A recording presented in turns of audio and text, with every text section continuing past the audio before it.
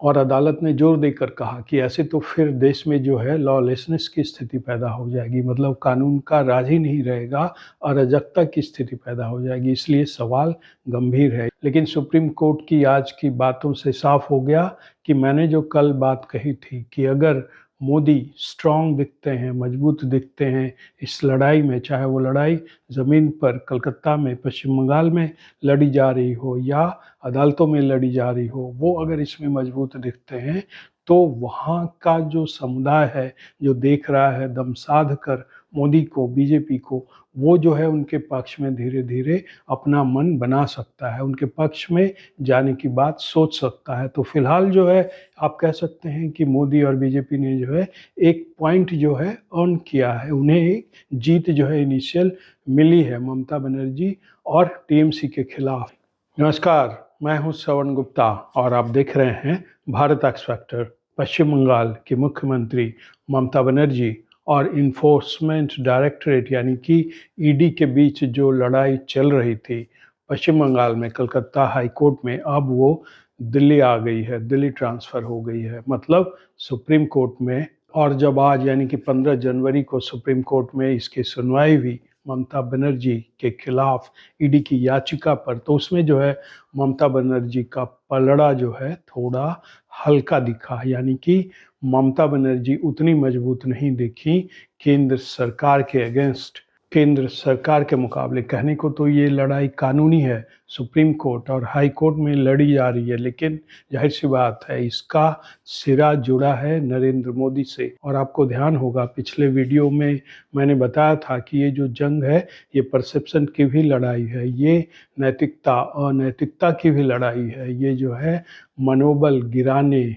उठाने की भी लड़ाई है। और वहाँ की जो जनता है, पश्चिम बंगाल की जनता, जो ममता बनर्जी से डरती है, टीएमसी से डरती है, उनके कार्यकर्ताओं से डरती है, टीएमसी के हमलावर रुख से डरती है, वो यही देख रही है कि कौन मजबूत है, किसके पक्ष में जाना ठीक रहेगा, तभी हमारी जान बचेगी, तभी हमारी सुरक्षा होगी। और आज सुप्रीम कोर्ट में जो कुछ भी हुआ उससे पश्चिम बंगाल का जो एक वर्ग है, एक समूह है, उसे जो है ये देखकर बड़ा सुकून मिला होगा कि सुप्रीम कोर्ट में जो है ममता बनर्जी आज सेंट्रल एजेंसी ईडी के सामने कमज़ोर दिखी है, मतलब प्राइम मिनिस्टर नरेंद्र मोदी केंद्रीय सत्ता के सामने, दिल्ली के सामने कमज़ोर दिखी हैं। और ये एक बड़ा पॉइंट है जो अर्न किया है और ये एक बड़ी जीत है उस हिसाब से आप देखें तो मोदी की, अमित शाह की। कहने को तो ये ईडी की जीत है, क्योंकि ईडी की बात मानी है सुप्रीम कोर्ट ने। ईडी ही लेकर गई थी याचिका सुप्रीम कोर्ट में। जो कुछ भी हुआ था उस दिन 8 जनवरी को कलकत्ता में, प्रतीक जैन जो कि आईपैक के डायरेक्टर हैं, उनके घर पर जो छापे मारे गए, उनके ऑफिस पर जो छापे मारे गए, और फिर दोनों जगह जिस तरह से ममता बनर्जी पहुंची अपने पूरे लाव लश्कर के साथ, जिसमें डीजीपी राजीव कुमार थे, जिसमें कलकत्ता के पुलिस कमिश्नर मनोज कुमार थे, डिप्टी कमिश्नर थे कलकत्ता के, और इन लोगों ने जो है मिलकर ईडी के काम में रुकावट डाली और वहाँ जो इलेक्ट्रॉनिक एविडेंसेस थे उसे जो है ममता बनर्जी अपने साथ ले गई। तो इसी के खिलाफ जो है पहले हाई कोर्ट में रुख किया था ईडी ने, लेकिन हाई कोर्ट में 9 जनवरी को इस पर सुनवाई नहीं हुई, क्योंकि टीएमसी के कार्यकर्ताओं, उनके लीगल सेल के कार्यकर्ताओं, वकीलों ने जो है वहाँ हंगामा खड़ा कर दिया था और ये फिर सुनवाई 14 जनवरी तक के लिए टाल दी गई थी। लेकिन 14 जनवरी को सुनवाई हुई कल, और ईडी ने कहा कलकत्ता हाई कोर्ट में कि हमने वहाँ से कोई डॉक्यूमेंट सीज किया ही नहीं, ना तो प्रतीक जैन के घर पर सीज किया, ना उनके ऑफिस से सीज किया। और इस स्टेटमेंट को कलकत्ता हाई कोर्ट ने माना और जो है ये मामला क्लोज कर दिया। तो ये मामला तो वहीं ख़त्म हो गया कल 14 जनवरी को कलकत्ता हाई कोर्ट में। और फिर जब सीबीआई से जांच कराने की मांग उठी थी हाई कोर्ट में,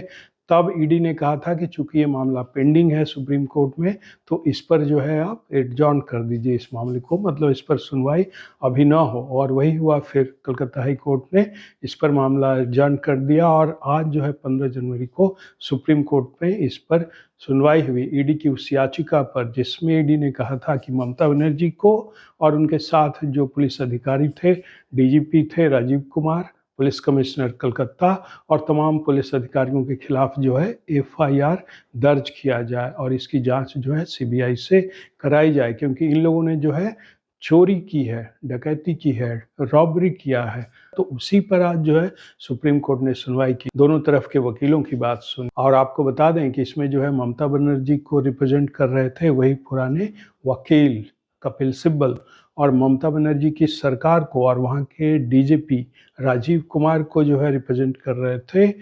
अभिषेक मनु सिंघवी। तो इन दोनों वकीलों ने, मतलब कपिल सिब्बल ने और अभिषेक मनु सिंघवी ने, कोर्ट को ये बताने की कोशिश की कि इसमें ऐसा कुछ है ही नहीं जिस बात का बतंगड़ बनाया जा रहा है, और इस मामले को तो हाई कोर्ट में ही जो है चलने देना चाहिए। लेकिन सुप्रीम कोर्ट ने उनकी दलीलों को खारिज कर दिया और कहा कि ये बड़ी गंभीर बात है, इसका तो एग्जामिनेशन करना पड़ेगा, मतलब इस पूरे मामले की जांच पड़ताल करनी पड़ेगी। और फिर सुप्रीम कोर्ट ने जो है ममता बनर्जी, डीजीपी राजीव कुमार और भी जो आला अधिकारी हैं पुलिस के, जिन लोगों पर आरोप है कि उन्होंने ईडी के काम में रोड़े अटकाने की कोशिश की, उनके काम में बाधा डालने की कोशिश की, उन्हें जो है नोटिस भेजा है। और सीबीआई से जो जांच कराने की मांग है ईडी की, इस पर भी जो है जवाब मांगा है ममता बनर्जी से, पुलिस के आला अधिकारियों से। और सुप्रीम कोर्ट ने उन्हें नोटिस देकर कहा है कि 2 सप्ताह के भीतर जो है आप इसका जवाब दीजिए। और ये मामला जो है अब 3 फरवरी को जो है फिर सुप्रीम कोर्ट में आएगा और उस पर सुनवाई होगी। और अब आपको बताते हैं कि सुप्रीम कोर्ट में आज हुआ क्या। आपको मालूम है कि ईडी ने याचिका देकर सुप्रीम कोर्ट में कहा था कि इन लोगों ने, मतलब ममता बनर्जी ने और उनके पुलिस के आला अधिकारियों ने, उनके चीफ सेक्रेटरी ने, प्रधान सचिव तक वहां आए थे जिस दिन जो है ईडी के अधिकारी जो है छापे मार रहे थे कलकत्ता में आईपैक के डायरेक्टर प्रतीक जैन के घर पर और फिर उनके ऑफिस में। और ये छापा जुड़ा था कोयला घोटाले से और 2020 में इसी से जुड़े मनी लॉन्ड्रिंग के केस में। तो जब ईडी के अधिकारी प्रतीक जैन के घर और ऑफिस में छापे मार रहे थे, तभी जो है वहाँ ममता बनर्जी पहुँच गई थी और उनके साथ थे डीजीपी राजीव कुमार, उनके साथ थे कलकत्ता के पुलिस कमिश्नर मनोज कुमार और उनके साथ थे deputy commissioner of police Calcutta. तो इन लोगों ने मिलकर जो है ईडी के अधिकारियों से को काम करने से रोका, उनके काम में बाधा डाली। और सुप्रीम कोर्ट में ईडी ने कहा था अपनी याचिका में कि मनी लॉन्ड्रिंग एक्ट से जो उन्हें अधिकार मिले हैं, उन्हें जो शक्तियां मिली हैं, उस पर दरअसल ये हमला था। रूल ऑफ लॉ को जो है ये चुनौती थी जब ये ममता बनर्जी अपने पुलिस अधिकारियों के साथ वहाँ आई और सबूतों को ईडी के अधिकारियों से छीनकर अपने साथ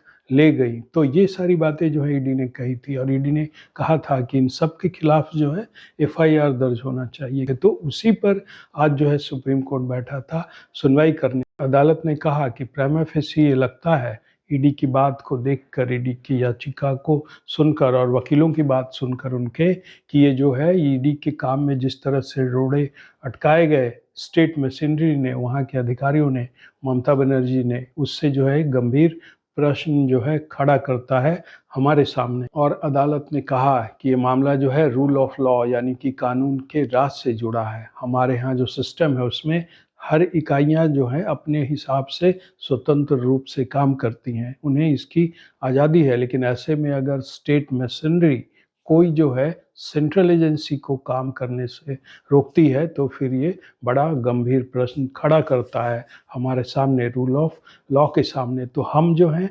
ऑफेंडर्स को प्रोटेक्ट नहीं कर सकते। मतलब अगर किसी राज्य की, किसी पर्टिकुलर स्टेट की जो लॉ इन्फोर्सिंग एजेंसी है, वो उसी की आड़ में सेंट्रल एजेंसी के काम में जो है अगर रोड़े अटकाती है तो इसे जो है अनदेखा नहीं किया जा सकता। ये एक गंभीर प्रश्न है और इसकी जो है पूरी जांच पड़ताल करनी होगी। और अदालत ने जोर देकर कहा कि ऐसे तो फिर देश में जो है लॉलेसनेस की स्थिति पैदा हो जाएगी, मतलब कानून का राज ही नहीं रहेगा, अराजकता की स्थिति पैदा हो जाएगी। इसलिए सवाल गंभीर है। सुप्रीम कोर्ट ने ये साफ कर दिया कि कोई भी सेंट्रल एजेंसी जो है किसी भी पॉलिटिकल पार्टी के काम में जो है, उसके इलेक्शन के काम में दखल नहीं दे सकती। लेकिन साथ में ये भी कहा कि कोई पॉलिटिकल पार्टी भी किसी सेंट्रल एजेंसी की जांच में रोड़े नहीं अटका सकती। इसके साथ सुप्रीम कोर्ट ने ईडी की बात मानते हुए उन एफआईआर पर भी दरअसल रोक लगा दिया जो एफआईआर उन अधिकारियों के खिलाफ हुए थे, ईडी के अधिकारियों के खिलाफ जो उस दिन वहाँ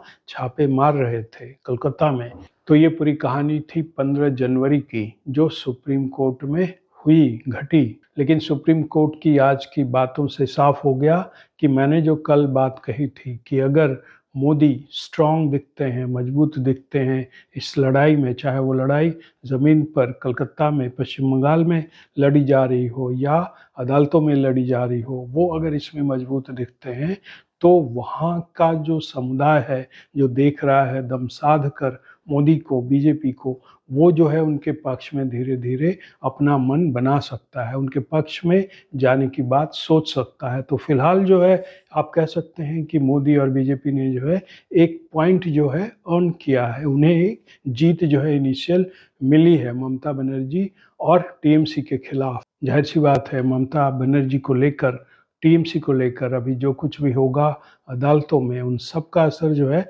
आने वाले चुनावों पर पड़ेगा, क्योंकि मैंने पहले भी कहा कि अदालतों में चल रहे इन मामलों से नैतिकता अनैतिकता का सवाल जो है जुड़ा है। तो ये नैरेटिव खड़ा करेगी बीजेपी वहाँ पश्चिम बंगाल में कि कौन सही है कौन गलत, अदालत ने किसे सही ठहराया और किसे गलत। तो देखते हैं 3 फरवरी को क्या होता है। तो आज के एपिसोड में इतना ही। आपसे अनुरोध है कि इस चैनल के वीडियो को देखें और लाइक करें और इस वीडियो को शेयर ज़रूर करें। तो आज के लिए इतना ही। अब हमें आज्ञा दीजिए। नमस्कार।